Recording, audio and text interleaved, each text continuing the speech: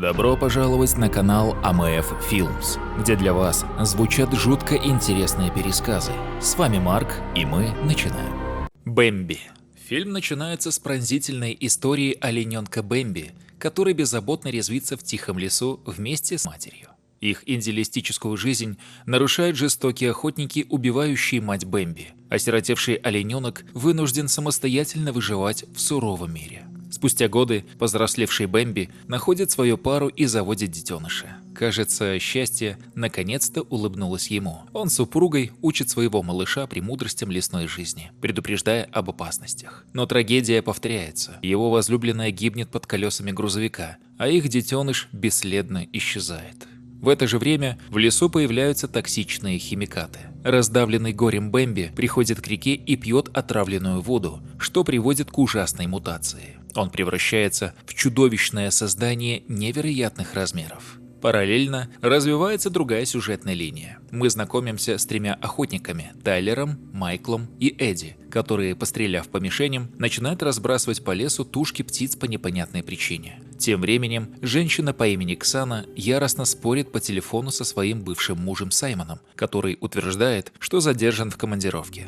Ксана с сыном Бенджи садятся в машину с водителем и направляются к родителям Саймона. Во время пути Бенджи начинает тошнить, и когда водитель ищет для него конфету, происходит страшное столкновение. Машину переворачивает, и она оказывается в лесу колесами вверх. Чудом все трое остаются в живых, но на них нападает тот самый мутировавший Бэмби, который начинает яростно топтать машину своими огромными копытами. Водитель сразу погибает, а Ксане и Бенджи удается спастись через разбитое окно. В ужасе они видят гигантского оленя на машине и пускаются в бегство. В это время в доме в лесу мы знакомимся с братьями Саймона, Джошем и Эндрю, его женой Харриет и их сыном Харрисоном.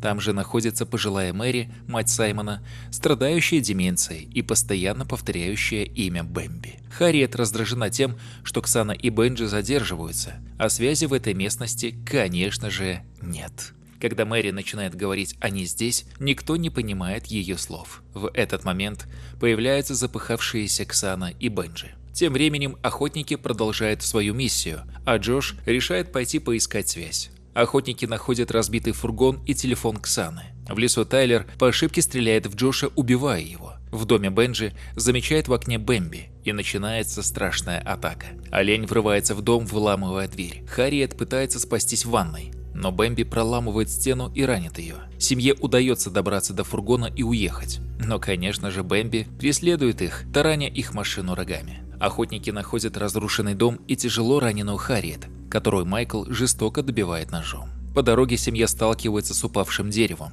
При попытке убрать его, Эндрю получает смертельные травмы. Харрисон, оставшись один в лесу, становится жертвой мутировавших кроликов. Ксану и Бенджи подбирают охотники и отвозят на базу, где выясняется, что их босс и есть Саймон. После воссоединения на базе охотников Ксана требует у Саймона объяснений. Тот уклончиво отвечает «все сложно», а когда Ксана рассказывает о травме Бенджи, обвиняет ее в том, что та заставила его провести время с сыном. Мальчик слышит этот разговор и, поняв, что отец считает его обузой, в расстройстве уходит наружу, где слышит жалобные звуки. Саймон раскрывает шокирующую правду. Его фармацевтическая компания случайно сбросила в лесу токсичные химикаты, вызвавшие мутацию оленей. Охотники наняты для уничтожения свидетельств катастрофы. Ксана в ужасе осознает, что Саймон ответственен за погибель членов их семьи и пытается вызвать полицию, но он сопротивляется. Тем временем Бенджи становится свидетелем жестокого обращения Эдди и Тайлера с пойманным олененком. В лесу Бэмби жестоко убивает сначала Тайлера, а затем и Эдди. Пользуясь моментом,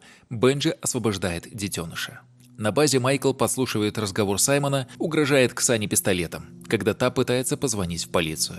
Обнаружив исчезновение сына, Ксана бросается в поиски. Майкл отправляется в лес для ликвидации мальчика, а его напарница Джо пытается сбежать, но привлекает внимание Бэмби и гибнет при взрыве газового баллона. Раненый взрывом Бэмби появляется на базе. Майкл стреляет в него, но умирающий олень успевает убить охотника. Саймон пытается скрыться на машине, но мутировавший кролик проникает в салон и, конечно же, убивает его. Кульминация наступает, когда Ксана понимает истинную причину ярости Бэмби. Он просто хочет вернуть своего детеныша. Она возвращает олененка отцу. Истекающий кровью Бэмби умирает, наконец-то воссоединившись со своим сыном. Выжившие Ксана, Бенджи и пришедшая в себя Мэри становятся свидетелями трагической сцены. Олененок издает душераздирающий крик, осознавая смерть своего отца. Фильм завершается этим пронзительным эпизодом, подчеркивающим разрушительные последствия человеческого вмешательства в природу. Друзья, большое спасибо за просмотр. Лайки, подписка, комментарии и, конечно же, никакой охоты. Всем мира и добра. И бучку.